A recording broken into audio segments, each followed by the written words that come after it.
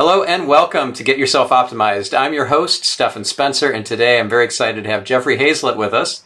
Jeffrey is the primetime television host of Csuite with Jeffrey Hayzlett and Executive Perspectives Live on Csuite TV. He's the host of the award-winning All Business with Jeffrey Hayzlett on Csuite Radio.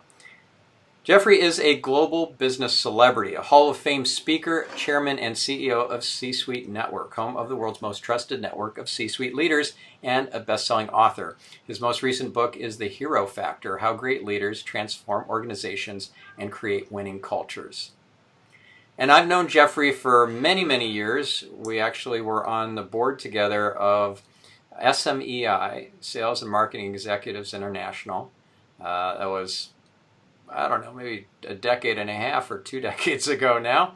But yeah, Jeffrey, it's so great to have you on the show. It's good to be here. Thanks so much for having me. So you were on Marketing Speak not too long ago, and we talked about generating PR and building authority and celebrity status, and that was a fabulous episode. So here on Get Yourself Optimized, we're going to talk about some different things like leadership and how to grow your business and up level and adapt in changing times like what we're in right now. So where would you like to start? Well, there's a lot to start. I mean, right now, I think for most people, if you haven't realized that through COVID, the chance or the opportunity for you to move to digital, you're up a creek without the paddle. I mean, because today, days have become weeks, weeks have become months, months have become years. I mean, the speed at which we're doing this, I'm working 7 days a week right now. And I finally took my first day off since March, was just the other day on Sunday, just to relax, just to chill. And I say take it off. I still had an event Sunday night that we did on top of that, so I didn't really take it off. I just and I was on the phone for 3 hours, if I think about it. So, but it wasn't meant I wasn't in front of a computer the whole time, meaning just go, go, go, go. But that's what I think most people need to realize is the game that you're in right now. It's a race, and it's a race to get as digital as you can, and to get noticed as fast as you can. In terms of being at front and center to the people that need to buy with you. So what have you done to pivot in this way to get more digital and switch to, let's say, online events and online meetings and so forth? Like, what are some of the big wins for 2020 for you? So first, I'd say I haven't done enough. Not enough. Okay, no matter how much you do, it's not enough. Meaning there's lots of things I can improve. I mean, you and I were talking about our SEO and everything else that we're doing. There's some aspects of it we suck at, meaning we're just not up to the par, or we don't do this. We don't get everything checked off the way we'd like to. But there's other things that we do better than anyone else, in terms of creating the content, getting the content out. So the pivoting that we had to do, most of our events, we did about 150 live events in face-to-face, and that was a massive part of our outreach. And it was a great part of our programming and the benefits, the delivery of the benefits, in terms of the power of the C-Suite Network. And all that came to a screaming stop on March the 13th. Boom. And so by March the 16th, I said, well, we have to run into the fire. And somebody said, what do you mean? I said, well, listen, I'm not a doctor. I'm not a nurse. I can't even sew a frickin' mask. But what I can do is be a business first responder. What does that mean? We're going to take this head on, and we're going to rush in as fast as we can. So we shifted. And so we moved all of our face-to-face events to digital events, still not knowing what the plan was going to be. We finally, just now, months later, have it kind of figured out. At least we feel we have. And during that entire time period, for a number of months, we were running a deficit because we had all these expenses for these live events, couldn't walk away from that, trying to negotiate as much as you can, but you still got, contracts that you sign and so forth. And we'll all remember those people when it comes back time again. But nonetheless, we finally were able to, start turning good profits and start. Now the membership increased, so we did a really good job with that. But yeah, we had to pivot a lot, like a lot of other people. Just like restaurants. Restaurants got shut down. What do? They made foods that traveled well. In terms of, you instead of going to the restaurant and going and eat them, have the ambiance of the whole thing. well, you just go pick it up. There's different ways of being able to get around that. And so we had to do a similar kind of thing. Yeah. So what do you think your brand of the C-Suite Network is most known for these days? I think it's helping other people get through this and to switch to the thing. It's really around what I call it the 3 R's. Are we relevant for each other? Then can we help each other with reach? And then what's the reciprocity? And I think that's the key that we have. And inside of that then is really, it's about education, motivation, inspiration, and monetization if you get engaged. But if you don't get engaged, you're not going to see it. If you don't come in and give and participate and engage, then you won't get the value out of it. You'll just be sitting there with a catcher's mitt waiting for it to show up, and it just won't happen. The other thing, now that what did we do well? The other thing was the podcasting and our TV content, all the content that we create for consumption has just been increased greatly. And not only just increased, just the reach of that's just been, we grew our podcast network by 127% on new shows. We grew listenership by 450%, and we grew episodes by 132%. That's pretty impressive. Yeah. How many people do you have, or how many podcasts do you have on the network? Over 250 podcasts now, and we're on track to add 750 next year. And somebody said, "Oh my gosh, how can you do that?" Well, there's 213,000 podcasts out there. We're 1% of the entire podcast market right now in terms of listenership. We've done that well. So that's pretty impressive. And then if you take that with the advertising, we're doing extremely well because our advertising for our podcast host has overtaken anything else we've got. So we're selling a great deal of advertising and and getting good repeat business with the people that we're placing it for. So yeah, monetizing podcasts. I mean, that's a hard thing to do.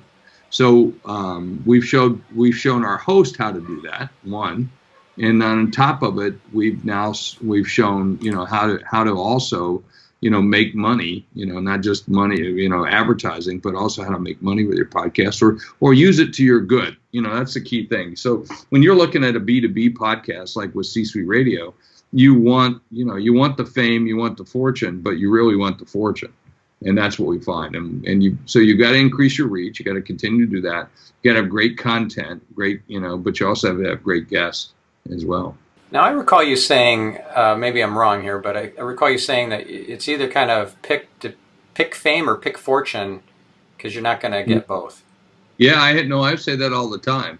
So, and I think that's a really good one in terms of it was another word I was starting to use with the fortune. Instead of fortune, it's more around engagement. But relevancy, I think, is a real key for you in terms of and on that side of it, to be good at what you do. I think that's the most important thing. Yeah, if it's fame or fortune, if you're going for fame, your business model is going to be different. You're just going to go out there and try to be as famous as you possibly can, and really not care too much about how you monetize, right? Or the way you monetize. But if you're going for fortune, you're really going to get real serious and understand it's not about eyeballs and ears, it's about hearts and minds. And when you figure in about hearts and minds, then your message changes a great deal, right? In terms of how you go about an approach. If your model is a thought leader, let's just take your model as a thought leader is fame, well, then you're going to be taking pictures of your dinner and your lunch and tweeting them out, or TikToking them, or whatever it might be. But if you're really focused around fortune, then you're really going to look for engagement. You're going to look for, how can I be, credible and relevant for the audience I want to be? And in doing so, you're going to be more measured in how you do it. Now, by doing that, you'll gain fame by doing a really good job. And so that's what we try to focus on, is more on that side. That's great. And I'm curious, are you on TikTok? I'm not on. I don't think I am. I've never done a TikTok unless my team did it for me. But I am not personally on TikTok. I don't have time for it. I'm on Instagram. But mostly I look at Instagram for cooking stuff because I love to cook. So I'm mostly on that. To look at other, how other people are doing different things along those lines. And I do some of it, but not much. I'm more of a Twitter and LinkedIn than anything. And how are you capturing hearts and minds and revealing light out in the world? Well, just being myself. I've never tried to do more than just be myself. A lot of people think I go out and really try to evangelize, and I do some of that, but that's the nature of who I am. It's not because I'm trying to go out and gain followers or anything else. I don't care. I never have. It's nice to look at the numbers, see that I got 1 million followers and doing this and that, but it's like one time I had somebody was following myself and Richard Branson around for a week. They were following us on what we did and how we do it, and they were reporting on it. It was a reporter out of London or something. And she goes, I really don't like following these two guys around. So I tweeted back, well, quit following me. I didn't ask you to follow me. I didn't ask you to write an article about us or him or me or about, the phenomenon of using this from a branding perspective. You did that. I don't give a rat's rear end, So, and that's what I try to do. I always try to do things the way I like to do them. So when you see me post on Facebook, when you see me, post on Twitter or LinkedIn, it's because I want to post it about, and tell people what we do. I got a responsibility now with the network, of representing the network a little bit more, because there's a huge shift that's occurred in the last number of years. And really right now, and the shift is you got to use yourself as a brand. Sell you. And I said this back in 2010. And I said that in my mirror test book, my very first book, sell you, sell the brand, sell you. And they're not mutually exclusive. They're one and the same. Yeah. What you were saying about this journalist that was following you and Richard Branson for a week, it reminded me of something that I learned from Bob Allen, Robert Allen, who wrote so many great books on real estate investing and so forth. He said, when you're speaking, like on stage or via podcast or whatever, you're speaking to the smiley faces. The frowny faces in the audience aren't there for you, and you aren't there for them. Yeah. Stop trying to win them over. Yeah, I just speak. I'm really truly not trying to. If I want to make anyone proud or anyone follow me, it would be my very, very close friends and certainly my family. Outside of that, not okay. If you like it, great. If you don't like it, I don't give a crap. That's up to you. I mean, it's like I don't read reviews anymore. I don't do it. But I never really did, because if you read that, I had one time a guy who panned my book, and I was so mad. And this is one of the few times I looked at it, and why would he say that? And then I said, well, what does he do for a living? And what does he really do? So I found out that he wrote reviews on Amazon on vacuum cleaners. So literally this guy sucked. That's what I said. So literally. That's funny. So after that, I said, stop. I'm not never going to look at that stuff again. I haven't done it much for speeches. I'm in 5 business Hall of Fames, one of those being the Speaking Hall of Fame. And somebody says, what about your reviews? I said, I don't remember every once in a while I read them when I was younger, but now as I've gotten older and more mature or more comfortable in what I do, I don't care. It's because I know what I do. And I had a guy come up to me.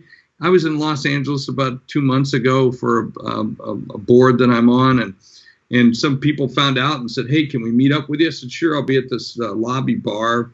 Let's get together. My partner will be there, and stop in. So this person stopped in. He brought a friend, and this friend is a speaking coach, an expert, for speakers. And I mentioned to you, as you know, I'm in the Speaking Hall of Fame, and I do hundreds and hundreds of speeches a year. And that is really impressive for our listener who isn't familiar with the National Speakers Association. To be in their Hall of Fame is incredible. And congratulations for that. Thank you very much. It's like less than 100 people Norman Vincent Peale, Ronald Reagan, Colin Powell, Art Linkletter. This is who you're in there with. So it's some pretty cool people. And Zig Ziglar and Brian Tracy, I can keep going on. Some really, really good people who have preceded me by far. And I'm in honor and in awe of who I've been able to be associated with in that same crowd. But this guy came up to me and right off at the table. There's like 6 of us at the table. We weren't too well at practicing social distancing, but we were drinking Scotch, so we were figuring that was killing it. But nonetheless, we is that your scientific that's my hypothesis? scientific deal. That's my deal. Bacon and I think bacon and pretty much Scotch kills everything. So there you go. So and I have already had it once. So anyway, but nonetheless, so let's just keep going. As you can tell, I do a lot of squirrel moments for those who are listening. And squirrel, I just roll over here and go over there. But he walked up to the table, stuck his hand out, shook my hand. I gave him a fist bump. And then he goes, I'd really like to talk to you about giving you some input on what you could do differently about your speaking. And I go, not interested. And he goes, no, you don't understand. This is what I do. And I'd love to give you this input. And I go, you don't understand. I don't care. I don't give a shit. And he goes, no, you don't. And finally, my partner said, I don't think you heard him. He said no. It's like, I know what I do. I know how I do it, right? Could it be done better? Yeah, without question. Could I do lots of things better? Yeah, well, in some things I'm more than happy to take your input, but where I'm at the top of my game doing what I'm doing, nah, not really. I'm doing, I'm a Hall of Fame speaker, dude. I'm in the top 0.5% of earning public in that particular profession. Okay. I mean, that's like being a pro baseball player, or like a Fortune 100 officer, quite frankly, of which I've been as well, which is, there are more people playing professional football than there are Fortune 100 officers, or Fortune 1000 officers for that matter. And so when you're at that level, you have to be fairly, and I know people will think this is arrogant, but you have to be fairly confident in what you do. Yeah, and Dan Sullivan, who I'm a big fan of, says that the number one job of the entrepreneur or the business owner is to protect their confidence. Oh, that's a big one. Dan's a smart guy. So, as is Bob Allen, by the way, Robert Allen, both smart people, love them, both inspirations. But that's a smart statement. That's a smart statement because if you start second guessing yourself, you'll second guess yourself into failure pretty quick. Yeah. So I tell people a lot of times, Stephan, to walk with some swagger. Somebody who once gave me a great compliment, Les Brown, who's also in the Hall of Fame, said they asked this speaker at a public meeting, and I just happened to be sitting in the very far back of the back row where I normally hang out if I'm in the room, and they said, who would be your inspiration for speaking if you had to pick someone? And she stood up and said, I would love to have the eloquence of Les Brown and the swagger of Jeffrey Hayzlett. And I thought, oh, that's pretty cool. That was a good compliment. I'll take that. That's amazing. That's great. So let's talk about these critics. And I just love what I've learned from Heroic Public Speaking and Michael Port. And that is either you're a performer or you're a critic. So if you're going to critique your own performance, you're going to critique other people's performance, you are out of performer mode, and that's not where you're going to be creating stuff. And so choose to stay in performance and leave the critiquing out of it. So that's kind of a cardinal rule. Participating at his Heroic Public Speaking program is no critiquing. You're not a critic. So I love that, and I'm also very supportive of what you're saying of like only take in the critiques that serve you at a time that serves you, and be a policeman of your own boundaries. So if somebody wants to kind of trample over those boundaries, no, you got to stand tall like you did and just say no. I mean, you can adapt, you can change, you can do those things when it comes to a sales message or the campaign along those lines, what you've done.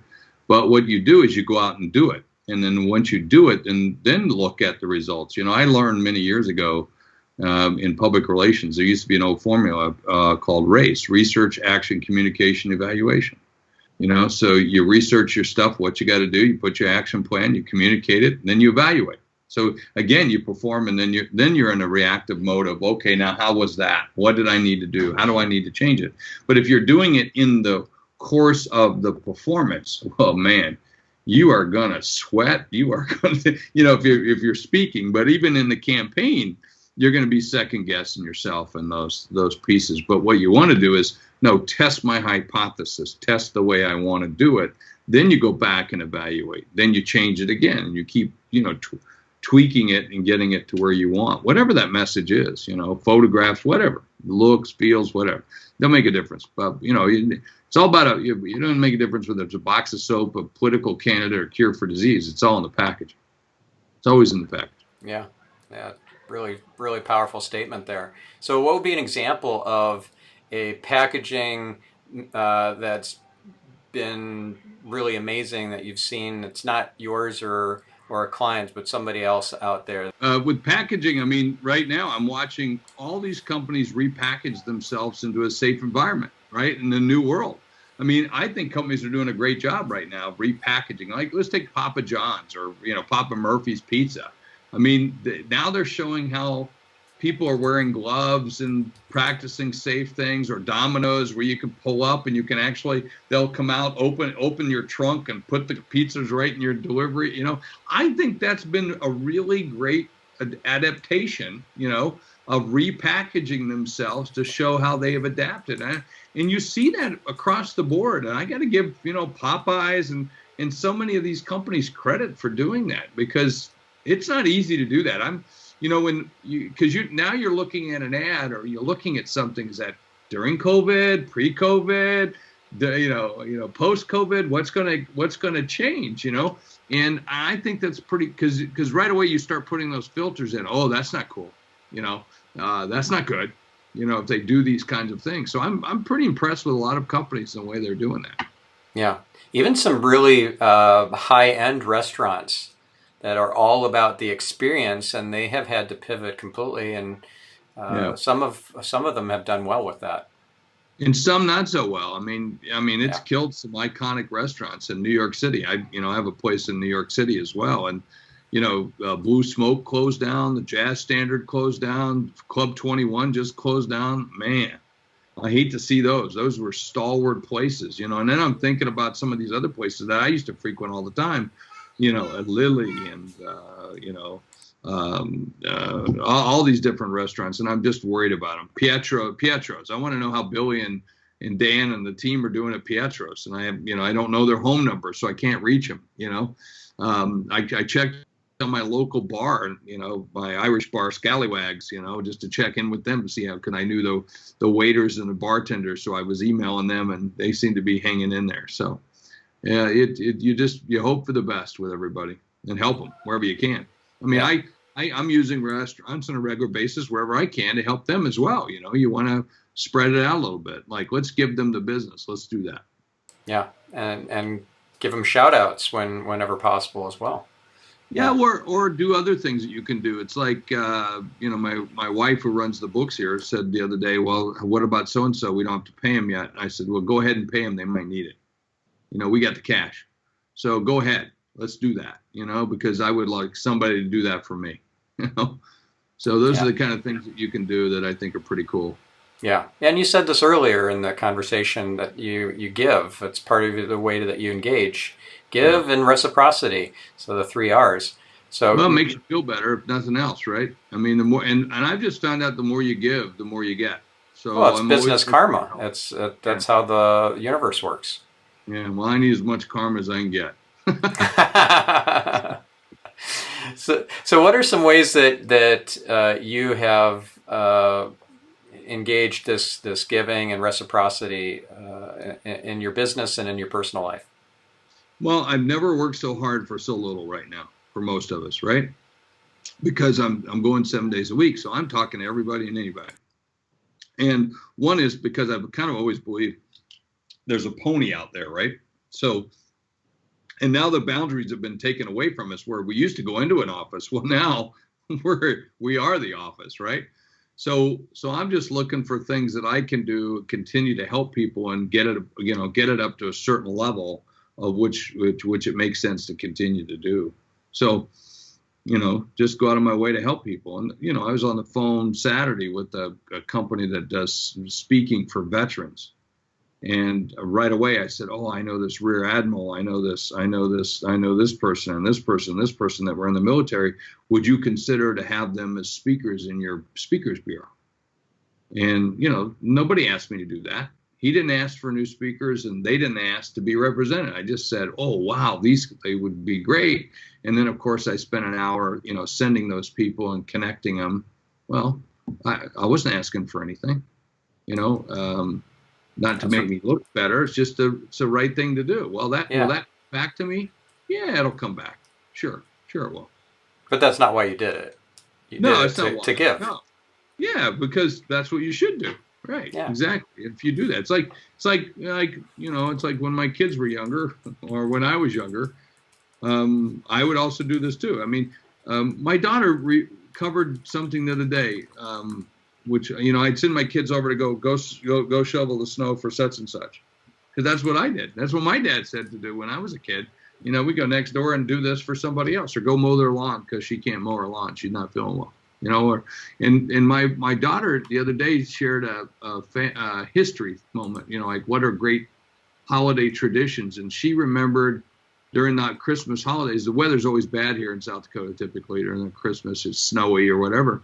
And I would say, get your coats, let's go. And they go, where are we going? I said, we're going to go pull people out of the ditch, because we got a 4-wheel drive and we got chains and we got this. And so we drive around the interstates and the roads and we'd pull people out of ditches, because they want to get home for holidays. And we could do that because we were home for holidays, So that's cool. That's stuff you do.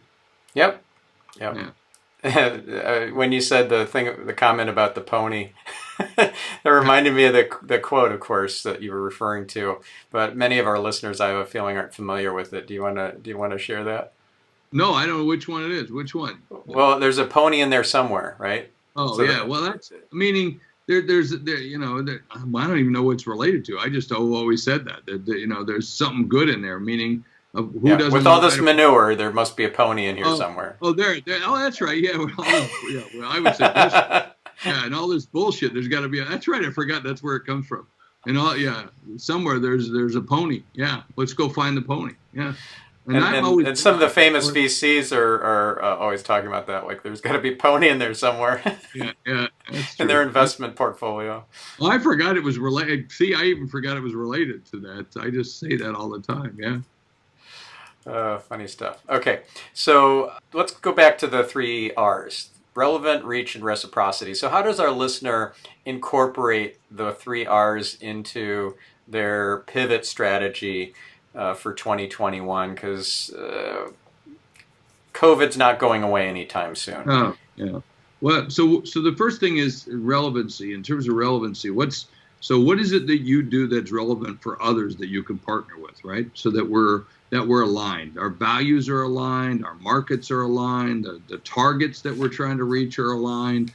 The service levels reach the same service levels that we'd like to both jointly offer. So then it becomes about reach.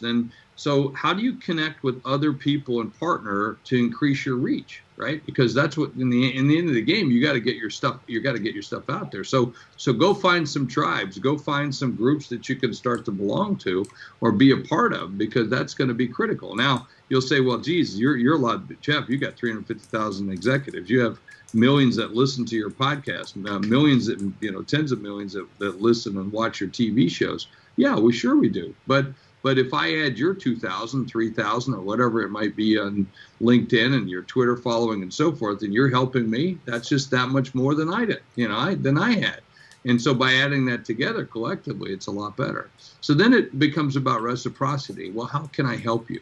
And usually if you call me and ask me, my first question is, hey, how can I help you? When we get on a phone call with somebody, that's my thing. That's the first. How can I help you? What is it you're looking for? How are you trying to expand your business? What are you trying to get accomplished? And I want to understand that, because then I can understand how I can help. And so then if I'm doing that for you, well, you should think about doing it for me. It's like, we have people come to the Csuite Network, and here I'm very clear about it with people. They'll come to all of our events, especially on a Friday. We have these events called the celebrations, a permission to pause. You can bring water to wine to whiskey. We don't care. And we get together on Fridays, just like on Friday when we used to get together.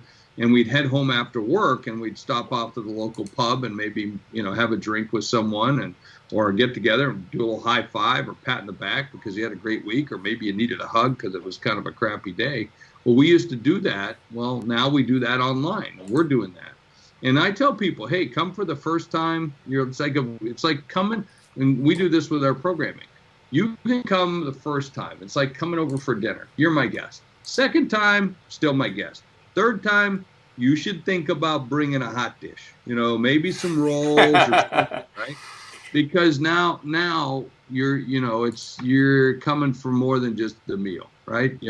You're starting to take advantage of things, and I that's how I describe it to people when we talk about our programs. Hey, you're here for the first time, thank you. Here for the second time, oh, we welcome you back. If you're here for more than the third time, I'm going to call you because you need to, and I say you need to bring a hot dish, And that means you need to join, you need to participate, you need to jump in. Yeah, give back.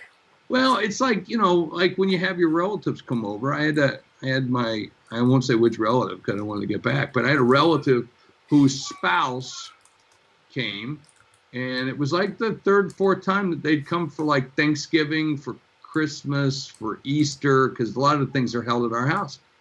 And then they ate dinner, and then they didn't do anything. They went and sit down. Well, what are you talking about? Wait, I just got through cooking. Why aren't you helping with dishes? Why aren't you cleaning off the table? Why aren't you putting away the folding chairs, right? That's the way you should show up. You shouldn't show up needy. You should come and bring strength to relationships, and that's what the C-Suite Network's about. That's what most business is about. That's what most about life is about. And it's okay to be needy from time to time, but not needy every time. Yeah. My friend Amy Africa talks about how there are juice stealers, there are juicy people, and then there are the non-juicy people. And this was a really powerful metaphor for me. So if you could imagine folks with, everyone has a peeled orange at the top of their forehead, and some oranges are juicy, some people are juicy, some are not. Some are those tasteless, dried up, horrible oranges, and then there are people who are masquerading as juicy, but they're not. Yeah. They appear it because they're stealing everybody else's juice, and they're just looking for an opportunity to steal yours. So I'm always on the lookout for those people because they seem to glom onto me. They love me. Yeah. So just be wary. We get that certainly in the network, and the more famous you become, you get a lot of those kinds of people. I mean, I was reading about Tony Hsieh's death the other day, and I've known Tony for years, and he had a bunch of people around him who were, really yes people, and they didn't protect him. And you think back and you looked at some of the signs and what could some of us have done to help, weren't close enough to be able to do that. But yeah, those are juice stealers. They suck your juice. Yeah. And a lot of people did that with Tony. And I'll say that publicly. I don't have a problem with that. That's what they did. Mm-hmm. I mean, where was someone taking? You can't. Of course, you can't, like an Amy Winehouse and others. You can't protect all those people, but you can sure do your part. I hope somebody did. So. Yeah, it's really sad. I thought very highly of Tony. He was personally involved in selecting me to help with the SEO of Zappos.com many years ago, and I didn't know that. Oh wow! Yeah. So, I met Tony on the set of Celebrity Apprentice. I was a judge on Celebrity Apprentice, and Tony was there. Trump gave him hell. Tony was nervous, as you know, is a very introverted person and a nervous person. And so he blew his line. You just got one line at the beginning of the show that you got to deliver. Hey, I'm so-and-so and I'm Jeffrey as the Chief Marketing Officer of Eastman Kodak. And you're here to build a Kodak experience. We want you to, and then you say whatever it is, right? And you got to get that line down. It's one line, right? One line. And you just got to nail that line. Well, Tony couldn't nail that line. He flubbed it every time. And after the third or fourth time, Trump finally said, "You're not very good at this." He actually said that to him, like, "Oh, you son of a gun! Why would you do that?" And then Tony had to do it like 52 times, 52 takes. Now, in front of all those celebrities, all those people. Now, luckily, that's the opening of the show. Luckily, they were able to shoot that part of it, take those people aside, and just put Tony there, and then he could, that's one of the things I said. I said, look, why don't you guys take those people away and just let Tony be Tony now? And I said, hey, Tony, just look at me, say your line, just look at me, say it, brother, you can get it. And that's what you help somebody do. But it's like, man, cruel. That was cruel. That was cruel. It's cruel. It's cruel. Yeah. But but that's the nature of that business. I mean, this in media, you got to hit it, man. You got to hit the mark. You don't get. That's like no different than I had somebody on my podcast, and it is a little different. It is a little different. You could have done it a different way. But there are times where I've had people on the podcast, and they. You ask a question and they shake their head like, dude, we're on an audio show. You can't shake your head. Okay. You can't, that doesn't help me when people are trying to listen to you that you shook your head. Yes. Okay. And, I've had to have those discussions with people and say at the end of the interview, so, well, how'd I do? Well, not too good. Cause you shook your head, That's funny. Say something, so there's different ways of doing that. Yeah. Well, when we were talking about what Trump had said, like the way he was like taking Tony to task, that reminded me of our conversation here, talking about the critic and the person who can just easily throw mud because they're not the performer; they're just the critic. Right. At that point, he wasn't. Yeah, he'd already done his thing. And by the way, Trump was really good at it. I will, he's one of the best, quite frankly. And you could say whatever you want about his politics or whatever, but I'm just telling you, in the TV world, it's not easy when all those cameras are in front of you and you're on and you're live. In some cases, we shot the shows live. Like the finale, the first season was, obviously it was live, and, you're in front of 14, 15 million people, maybe as high as 18 million. And on a live show, we're sitting on the set of the Saturday Night Live, and I mean, the marbles are there, man. This is for the marbles. And so you can't mess your lines.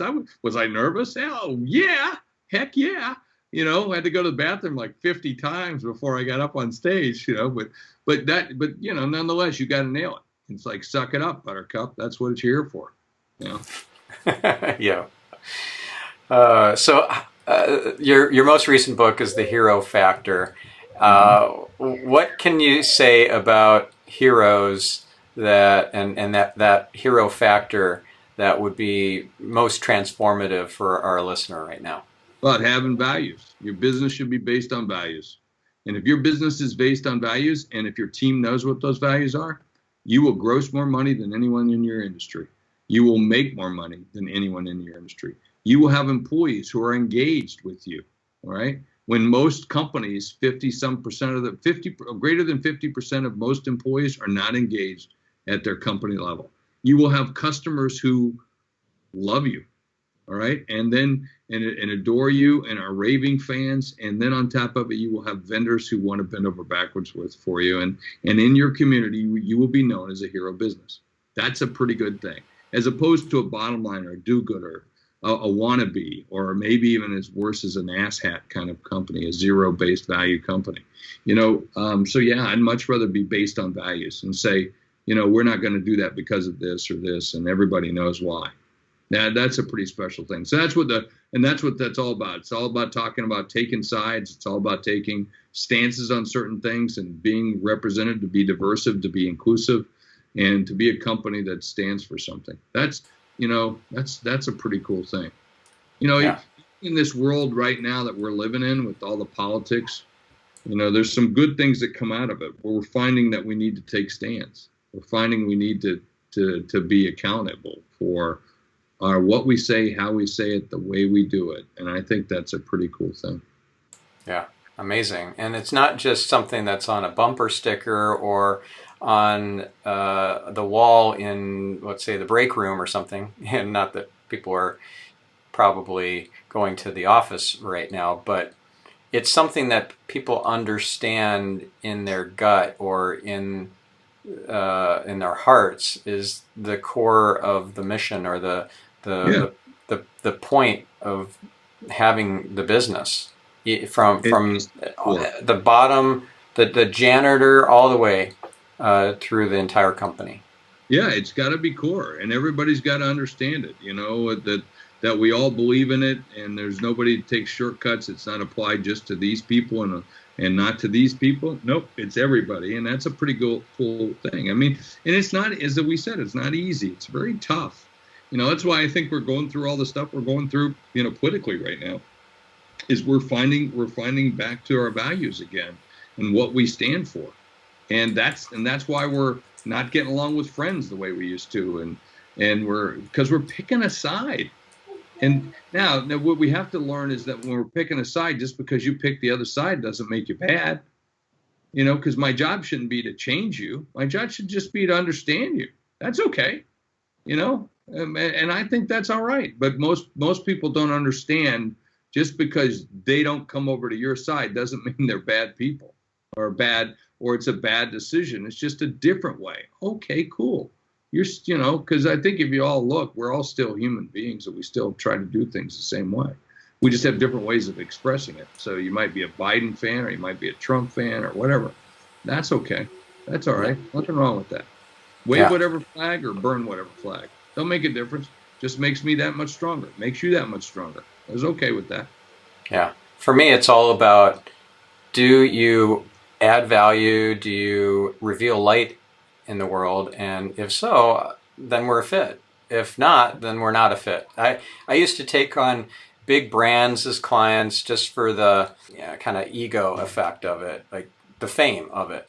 So I've had Chanel and Sony and Zappos and Volvo and all these big name clients, but now I'm really seeking out those kinds of clients that are revealing light in the world, adding not just good value. Right? It gets back to the values. I mean, why? You have a choice in which you can spend your time. Somebody once said, over it's on my website. It's on painted over the door in our offices in South Dakota. We have an office in South Dakota. People say, why are you in South Dakota? And I finally just said, because we can. Put that in the frickin' website. Okay? Meaning we can do whatever we want to because we can. So just do it. What's stopping you? Okay, well, our budget, our expertise. Well, nothing's stopping you from starting it. Doesn't mean you have to be the best at it. Just get going. Yeah.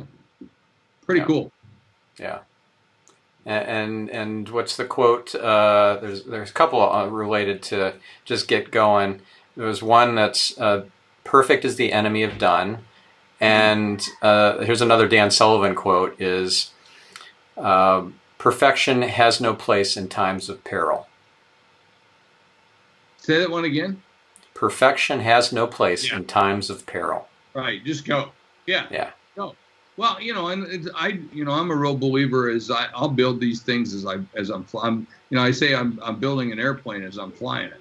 I'm doing that all the time. I don't care. I'm not going to crash it. I have enough experience to know I'm not going to crash the plane. It's going to get a little bumpy. I'm going to run low on fuel from time to time, And when we do land, I'm going to change out some things and we're going to take off again. Or we'll refuel. I do that all the time, and a lot of other people are like, oh, we got to do this perfect, or this has got to be done, or this has got to change. Well, yeah, no. I always call that tycho.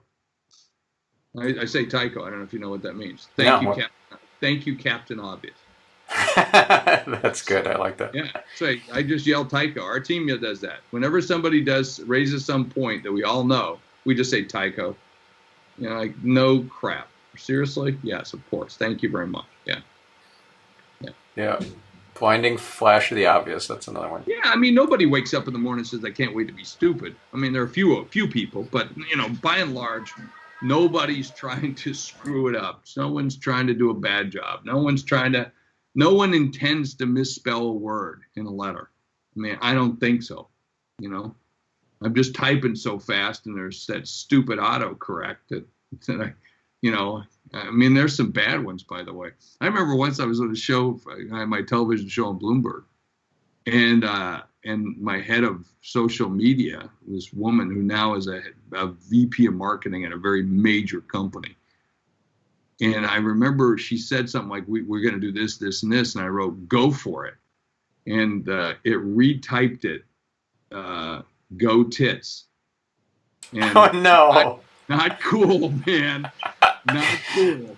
And she got it. She wrote, "Thank God." She knew that wasn't my intent, and so she wrote back.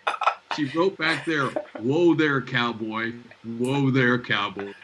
And I thought, there's a gal with a good sense of humor, and she knew my intent wasn't that. So, most people don't try to screw up and make mistakes and do those kinds of things. Yeah, and you sent that personally or like to her privately. You didn't send that on her social account or anything. Oh gosh, no! Oh my God. No, that was a text back to her because we were deciding what to do about billboards and some other stuff for the TV show. She was running the marketing and social and everything else. So, yeah. She was my personal marketing person inside of Bloomberg at the time. Yeah. Gotcha. Nuts. Awesome. That's funny. Oh, what a good way to end this episode. There you go. Yeah, go for it. Type that in and make a mistake on your text, people. There you go. That'll help your rating. Oh, funny. Okay, so if our listener wants to learn more from you, and there's so much to learn, where would be the best place for him or her to go to? Well, just go to anything on social media with my name on it for Jeffrey Hayzlett, but also Csuite Network. And one of the best places for people to get involved is just come to the events. Just come. There's go to csuitenetwork.com. You can go to C-Suite Radio, C-Suite TV, C-Suite Book Club, C-Suite Loans, C-Suite Supplies. You can find us everywhere. But if you go to C-Suite Network and go to events, just come to one of our events. We'd love to have you. Awesome.